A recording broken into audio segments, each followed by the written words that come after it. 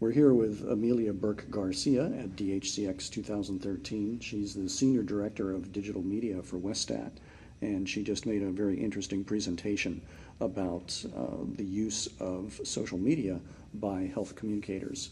And I wanted to ask you, Amelia, about going back a step from the frontline folks, like the information officers and the public health officers at the city and county level, going back to the first line researchers. What would you say to them about working with their data to facilitate the use of the data by health communicators?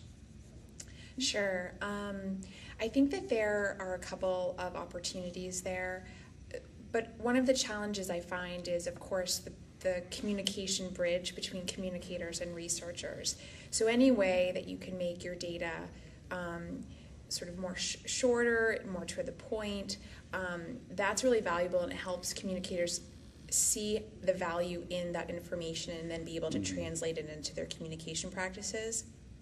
However, I also think that there's a lot of value in looking and working interdisciplinarily with the data. So for instance, I'm at Westat, and I'm not a researcher by trade, but Westat is known for its work in research. And one of the things that I constantly try to do is figure out ways to work together to take the data, but then meld it with the things that I'm good at. So for instance, if you're collecting data on a local level and there's a way for you to use data that you're collecting in social media and overlay that, then both parties can actually benefit from that. From the communication standpoint, I get to use the digital tools to and back those data points up with hard, more traditional research. And then I can formulate that for my Facebook page or my Twitter or my blog or whatever it is that I'm trying to do. And then on the flip side, I think that using the digital data with traditional research data that's being collected helps to deepen our understanding of that traditional data. Mm-hmm. Okay. Well, I think that's an important insight for traditional researchers. Obviously, they don't think this is primarily their job. Once they're done with actually conducting the primary research and they've gotten it published, then they're ready to move on to the next project. Anything you can say about why this should be of importance to them? Yeah, I mean, it's the struggle of the research engine versus the communications engine, and I think that researchers, you can get published, and it's a wonderful thing for a researcher to get their data published.